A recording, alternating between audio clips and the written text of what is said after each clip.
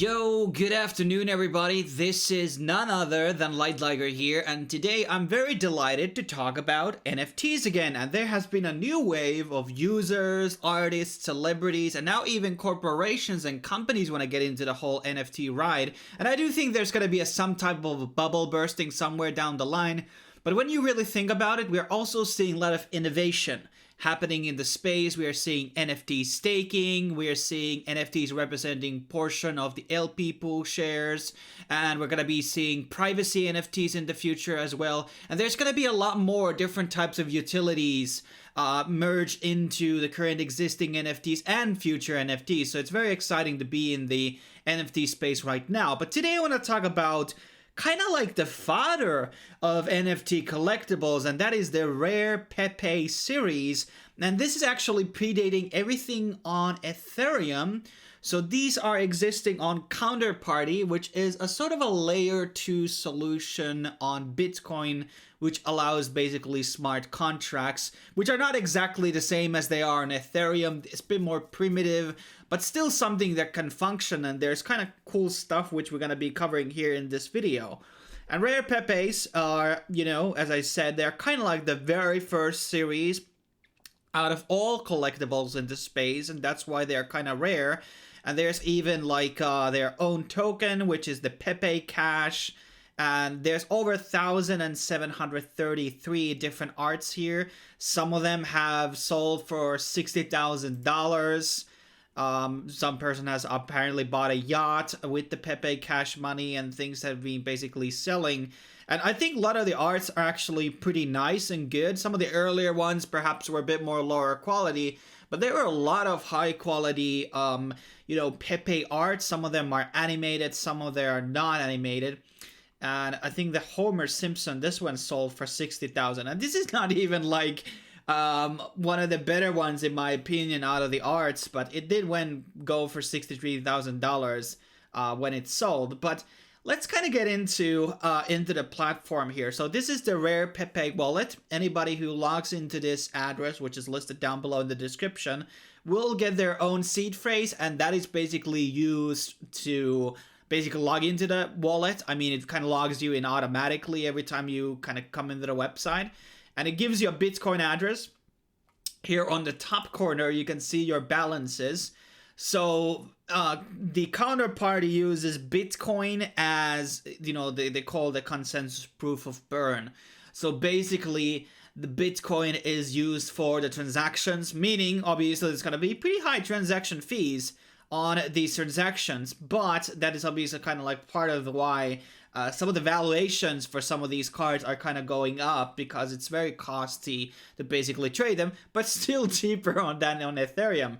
And then we have the Counterparty, which is the XPC, and then we have Pepe Cash. And they have also this sort of a gift card system, which is kind of interesting. But I have loaded up some Bitcoin here, which we're going to be looking into later. But I want to first kind of show you some of the cards. So there's a very wide variety of these different cards existing on, the actual blockchain. There's a lot more of them, which you can find on, for example, on DigiRare. DigiRare also has, a lot of other NFTs which are in the blockchain, which are not necessarily part of the, Pepe series. And the NFT standard is somewhat similar to Engine. So in Ethereum, we have the ERC-721.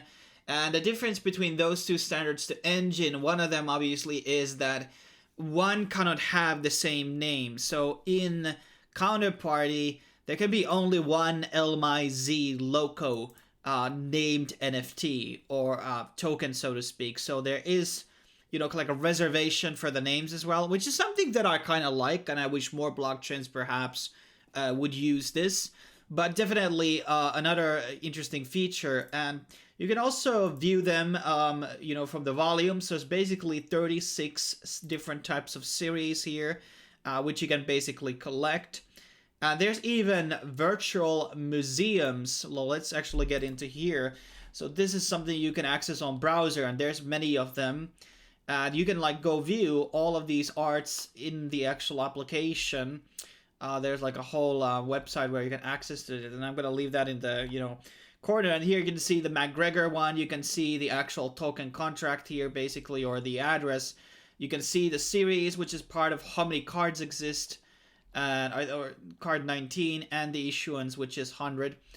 And you're also able to like sell cards on, like, I can sell 10 at the one time, or I can sell 5 at the time, or I can just sell a 1. So there's kind of like this sort of bulk trading also for a lot of these Pepes. Obviously, some have only a 1 mint, some of them have higher mints. Here's a Pepe Fantasy, one of my favorite ones here. I think I really like this as a Final Fantasy guy. I think it's a great parody. And this one is also a very good high quality art in my opinion. Very well done. We got Luffy here from One Piece, and we got this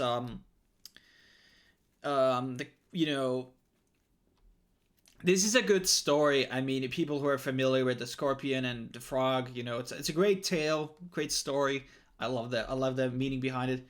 And Pepe, MySpace, there's many of them, and there's so many different types of art because there were a lot of people who contributed into this thing, and there were, as I said, many series. Some are animated, some are not animated, some are, caricatures, some are, this one also looks very interesting. I don't know what's with the black stuff.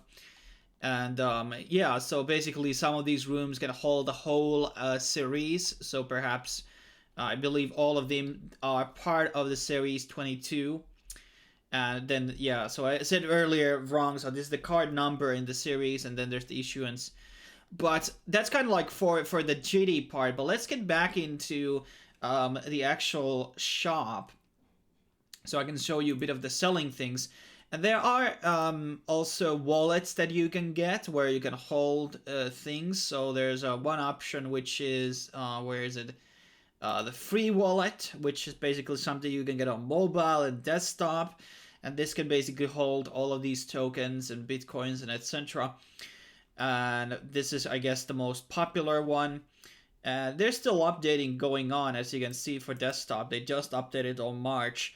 And the Counterparty token, obviously, it has seen better days. At one point it was in top 10 of cryptocurrencies, but the Bitcoin maxis were kind of against the project, which kind of led into, I guess, into decline, which is kind of sad.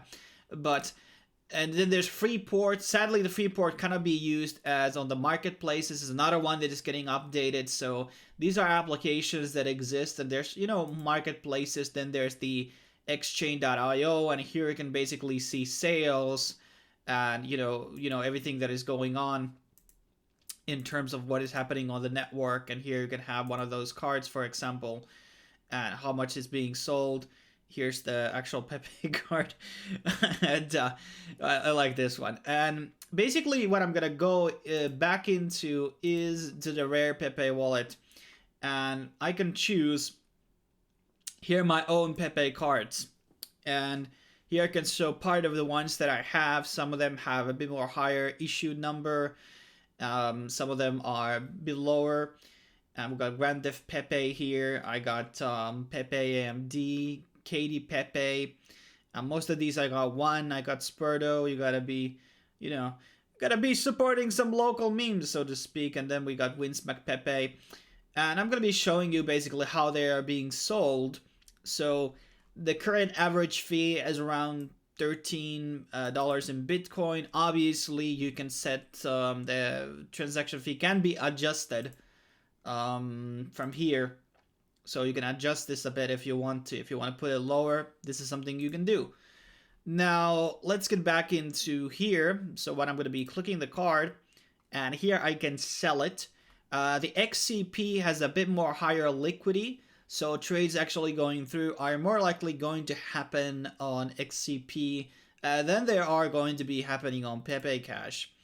So now we're going to be seeing, like, okay, what are the prices here, the sell orders, and basically you see also the buy orders if somebody's buying for certain specific card and etc. So I'm obviously going to be putting out a bit lower price here. So I'm going to be selling, and I'm going to be actually looking that number here. So 3 is the price, and they got amount of them which are just selling is 100. I'm going to sell 9, and I'm going to be putting a 29.9. So let me put a bit more lower than that. So Let's put 255, and then we're going to be previewing the order. Are you sure you want to sell 9 rare Spurdos for 2095 XXP per unit? No, actually, no. This is the total sum. And then we're going to be placing the order, and then we can view the transaction actually on the exchange. And here we can see the buy remaining, buy quantity. And I do think that you can actually buy like one at the time. I'm not 100% sure about that. I'm going to be confirming that and writing it somewhere down on the comment section. But you can basically see now here, it's going to be taking obviously, well, how long the Bitcoin chain actually works. And then there's going to be an expiration rate when the transaction or the buy or the sell order happens, expires. That's something that would be kind of nice to adjust, obviously, to add a bit of a higher expiration rate. I don't know, is it 5,000 blocks or what exactly? But it's probably going to be taking a couple of minutes until it confirms. And in the meanwhile, we can go back into, showing up, and you can view for every card, and you can see like, oh, how many orders are here, how much are being sold, recent trade history. You can go through, oh, when was this? And you can look through the blocks and everything. So there are certain cards which are obviously more higher demand.